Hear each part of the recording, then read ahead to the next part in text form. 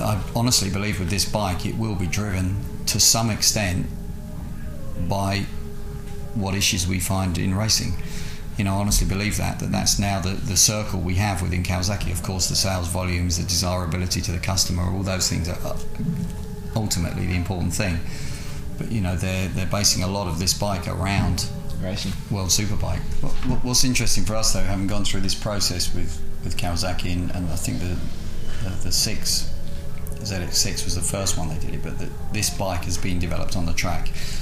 All of the testing initially was carried out on a track, and then they put road mileage on it to sort of make sure it was usable on the road. The thinking was that it's got to work on the track, and if it works on the track, then you make sure it's okay on the road in terms of being, dealing with on-road conditions, if you like.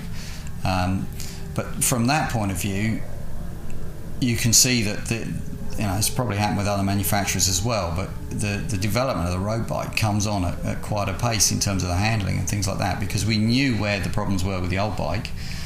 When they started designing the new bike, they knew the directions they had to go in to make it a better race bike, and it's made it a better road bike as well. But so you do end up, although you're saying we have to use a production frame, that production frame has been designed to work on a racetrack. The good thing with the 2011 bike is, from a street point of view, the bike starts like that, and we're starting at a much higher level, and to turn it into a race bike, it's it's a lot easier for the team. It's not easy, but it's we're starting from a higher point, and we've got a lot more technology there. We have specific electronic people in the team. I think generally racing's going a lot more that way. We still have mechanics, pure hands-on guys that change engines, oil, everything, wheels in and out, brakes, all of the general mechanical side.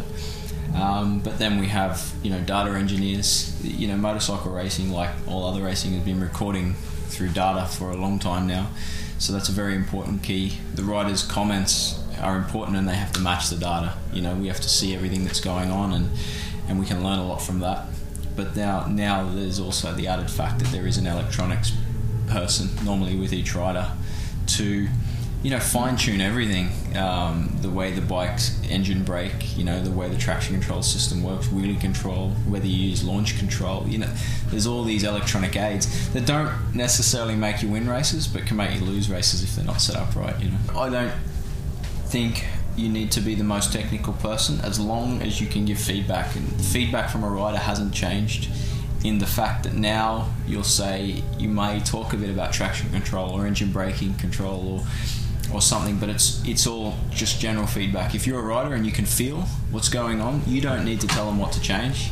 You just need to say, this is where the bike's very good, for example, and this is where it's not, or this is where I'm struggling, and this, if you can give them that information, they've got the data, they line it together, and we make a decision on where we'll go. Absolutely, we need him to tell us what's happening and what it means to him, and he might be able to do something with the bike, but if it's difficult, you need to know that, because you don't necessarily see that on the data. So it's you've got to trust each other, and we've got to trust his comments, and he's got to trust that once he's made the comments, the chassis guys or the electronics guys will interpret that and make the changes to move forward. And there's a relationship that builds. You see it in other championships where riders take their crew with them, especially their chief mechanic, suspension guy, and electronic guy, like Paul said, that are very, very specific. Every rider's going to comment differently about different things, and I'm going to come in and speak about what I'm feeling on the bike, and I need the people to understand what I'm doing. Then I need to be able to trust them with the changes they're going to make, and you build a relationship, and that's very important these days. We have 7 nationalities in our team, which creates its own problem. The team runs in English, which is even hard for Aussies to understand something. Yeah, absolutely. But it would be it'd be wrong to say it isn't an issue, because you do have to make sure, as you can talk to somebody whose English maybe isn't their first language, and they, if they can speak English and you can communicate, but it doesn't mean you're on the same channel. Yeah, absolutely understanding, and language. yeah, you have to be aware of it because it can lead to misunderstanding, and because it's not only, like you said, from the rider to the crew chief or to the engineers, it's got to filter right through the team, you know, to management level or technical management level here, and then back to the factory so they can develop. You know, it's a long line that communication goes down and has to be clear the whole way. The technology is just more exciting. You know, as a rider, you want to take it all off. You want to ride a raw motorbike, get it smoking, but that's not fast.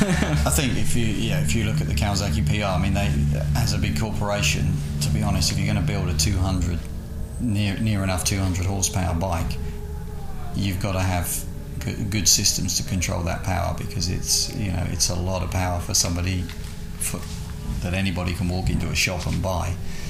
And I think with the new bike, they seem to have developed a really good system.